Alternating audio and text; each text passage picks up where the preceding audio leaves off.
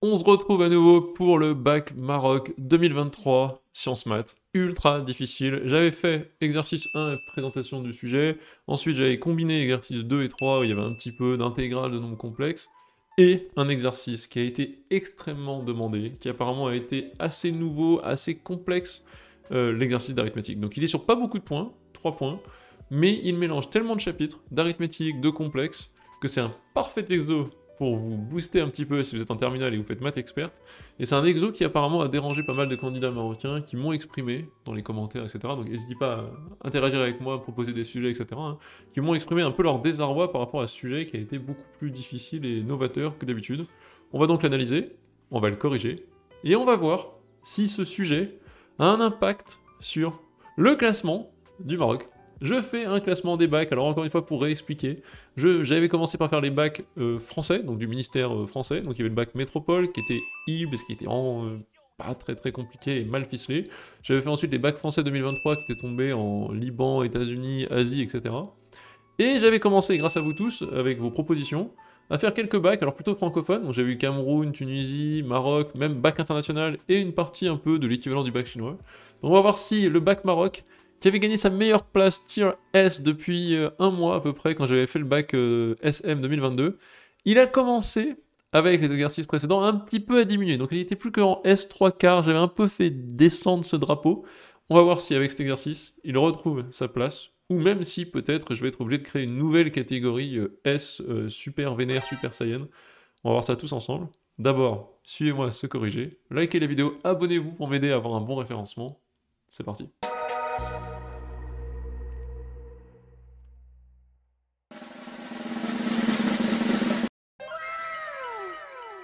T'es au lycée et tu galères en maths, t'aimerais bien faire pause sur le prof, revenir en arrière et réécouter le truc qu'il a expliqué?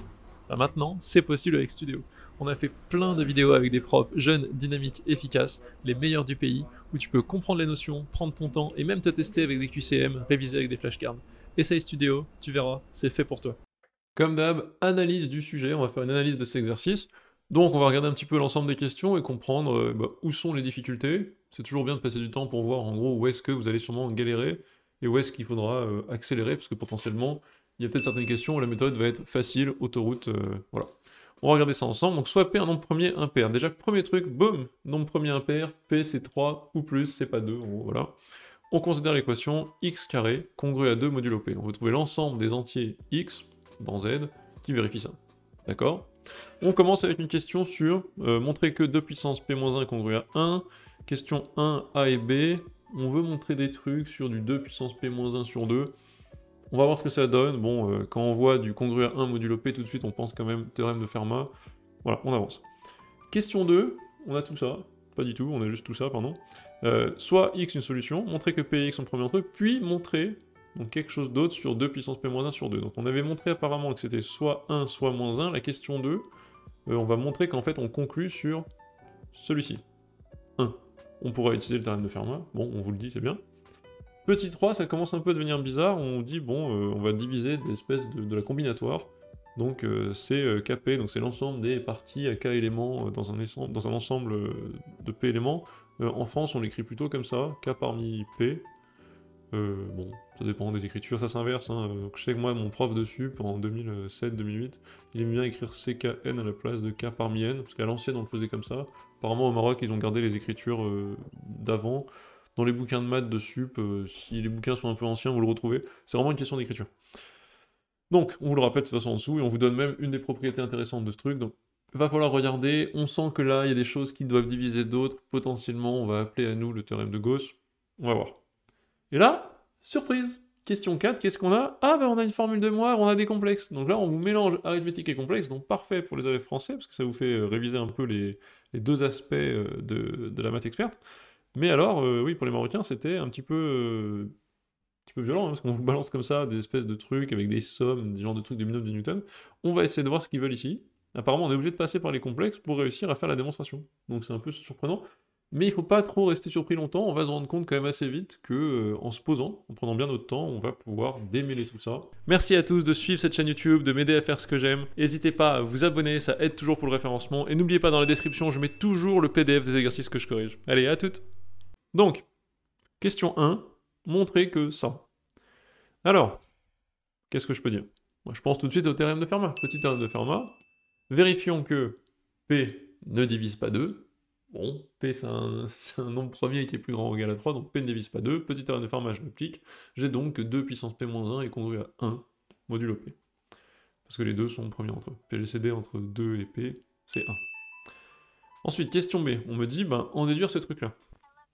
Alors là, normalement, vous savez, on peut pas prendre juste la racine de cette relation et dire, bon, je prends la racine de 1 ou je sais pas quoi, et racine de P. Ça marche pas. On a l'impression que c'est la racine, vu qu'on voit P-1 puissance 1,5. Enfin, 2 puissance P-1, le tout puissance 1,5, c'est ce truc-là. On va en fait analyser. On nous donne un indice qu'il faut utiliser tout de suite, hein, une espèce d'indice utilisant une identité remarquable. Donc on regarde, on y va. Le premier truc que je dis, c'est que P est impair. Si P est impair, je peux l'écrire de la forme 2K plus 1, c'est-à-dire qu'il existe un K entier plus grand que 1 tel que P égale 2K plus 1, P-1 c'est 2K. Donc je peux écrire déjà tout de suite que 2 puissance 2K est congru à 1. C'est ça en fait, hein. Mais réécrit avec 2K, ça m'arrange. Donc, 2 puissance 2K moins 1 est congru à 0. Et ça c'est si et seulement si, hop, factorisation, 2 puissance K moins 1 fois 2 puissance K plus 1, donc j'utilise l'identité remarquable A carré moins B carré, est congru à 0 modulo P. Très bien, mais une fois encore, attention, ici c'est pas un égal, c'est un congru, donc on va faire attention à ce qu'on dit.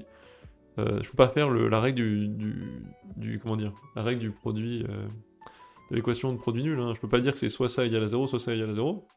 Il faut que je l'explique et que je justifie un petit peu. Donc, si et seulement si P divise ce produit, et là, qu'est-ce qu'on peut dire? Bah, j'utilise le théorème de Gauss. En fait, P est premier, donc P va diviser soit l'un, soit l'autre des deux éléments de la multiplication. Donc P divise soit ça, soit ça. P étant premier, ben, on n'a pas vraiment le choix, il va appartenir à la décomposition en éléments premiers d'un des deux nombres. Et donc ça donne quoi? Ben, soit 2K moins 1 est congru à 0 modulo P, soit 2K, 2 puissance K plus 1 est congru à 0 modulo P. Un des deux. Voilà. Ce qui correspond à ce qu'on demandait, hein, c'est-à-dire soit ça, sachant que K, c'est, avec ce qu'on a écrit ici, K c'est P moins 1 sur 2. Je l'ai pas réécrit, mais c'est ça. Alors, montrer que P et X sont premiers entre eux. On passe à la question 2, la question 1 c'est fait. Premiers entre eux, ben regardons, alors j'ai fait un petit raisonnement honnêtement pas très compliqué. Il me semble que c'est bon, dites-moi si vous avez un truc plus rapide ou si vous avez quelque chose de plus... Je sais pas trop, peut-être que c'est pas très élégant ce que j'ai fait, mais je l'ai écrit comme ça. En gros, si x carré est congru à 2 modulo P, bon bah il existe Q tel que x carré, ça s'écrit PQ plus 2. Maintenant je me dis, ok, ben si P divise X, P divise X carré.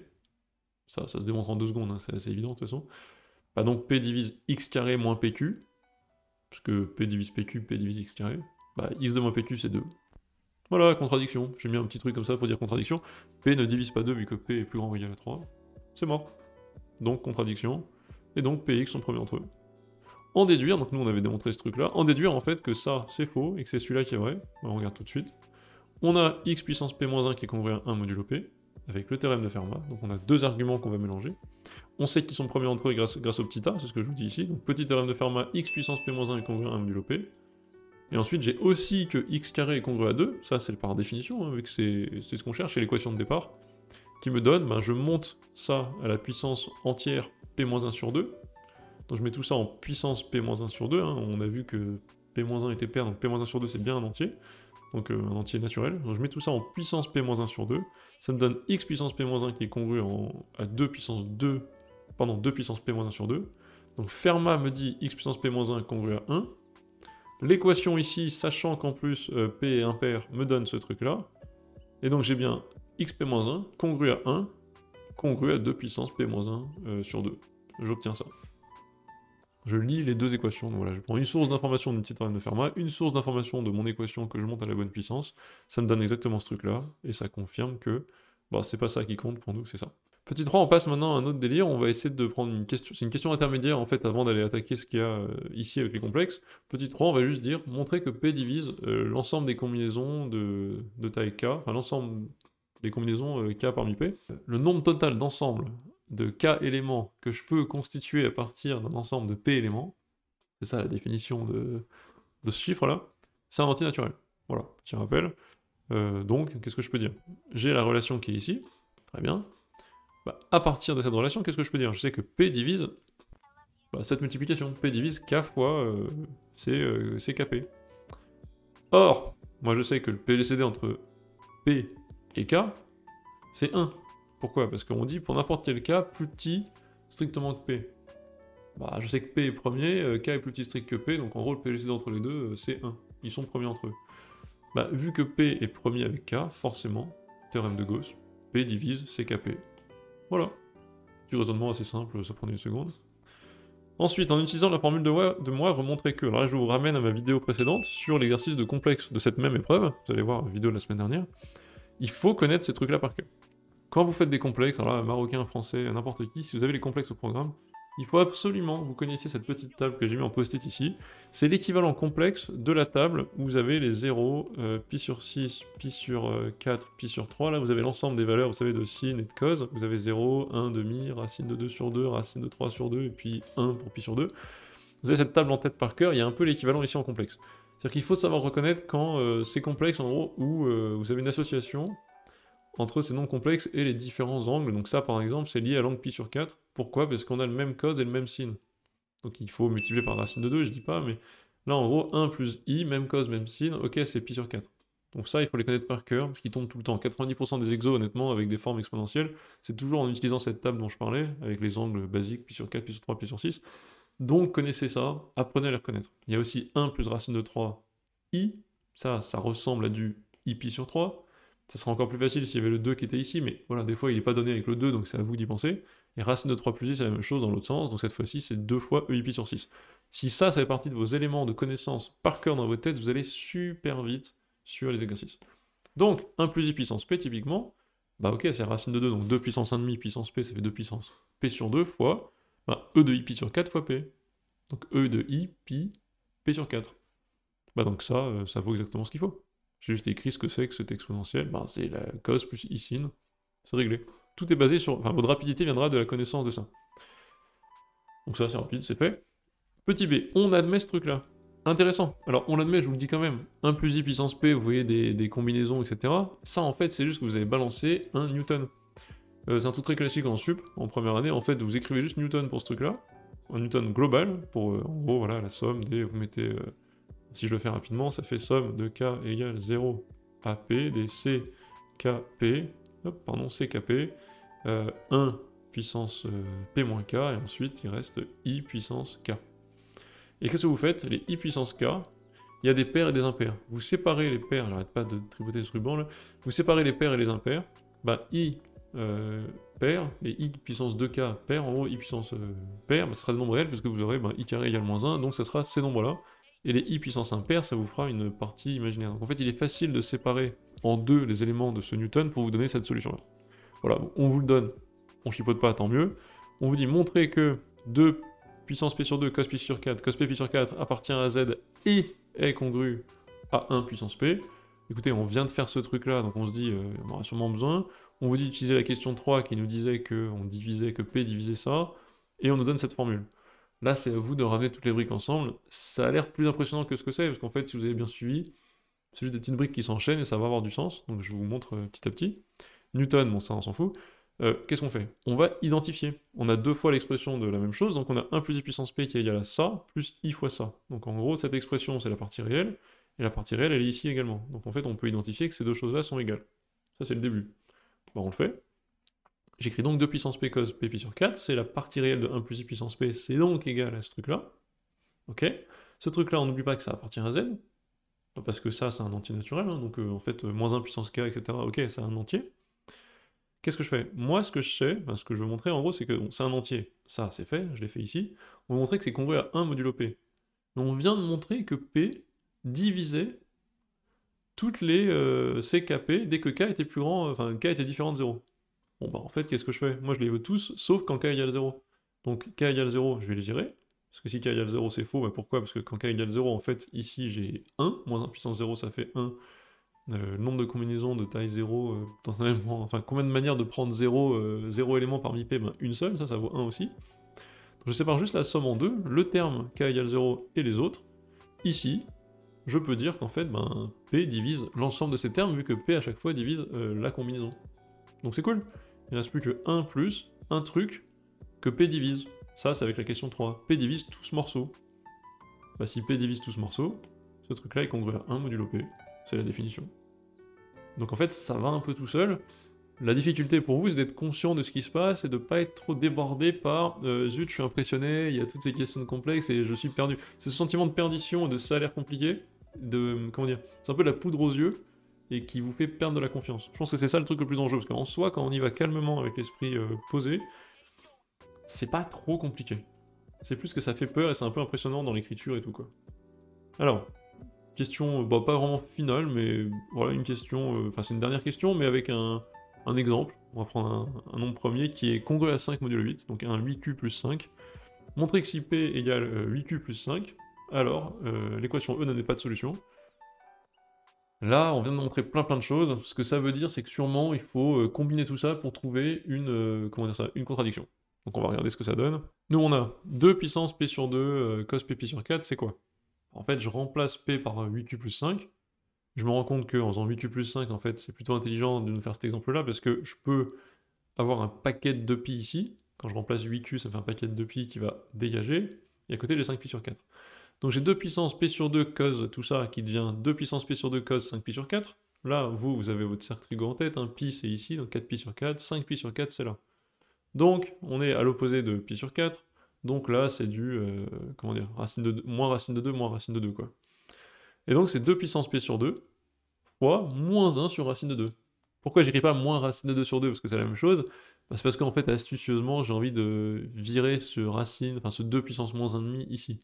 C'est ce que je fais ici. Ça me donne égal 2 puissance p sur 2 moins 1,5 fois moins 1. Voilà. Donc, qu'est-ce que je peux dire? Je fais tout ça pour expliquer. Moi j'ai 2 puissance p sur 2 cos p pi sur 4 qui est congru à 1 modulo p. C'est ce qu'on a démontré juste avant. Bon. Je vous dis que c'est congru à 1 modulo p, et moi je viens de vous dire que ce truc était égal à ça. 2 puissance p moins 1 sur 2 fois moins 1. Donc comment je combine ces deux infos? Bah, en fait, ça, c'est donc congru à 1. Donc j'ai bien 2 puissance p moins 1 sur 2 fois moins 1 qui est congru à 1. Donc 2 puissance p moins 1 sur 2 est congru à moins 1. Ouais, mais là, il y a un problème. Parce que qu'est-ce qu'on a dit depuis le début, nous? Pas oublier, hein, mais on avait dit, non, non, il y a deux choix possibles. C'est soit congru à 1, soit congru à moins 1. Et on a dit que si x carré congru à 2 modulo p, alors nécessairement cette quantité 2 puissance p moins 1 sur 2 était congrue à 1.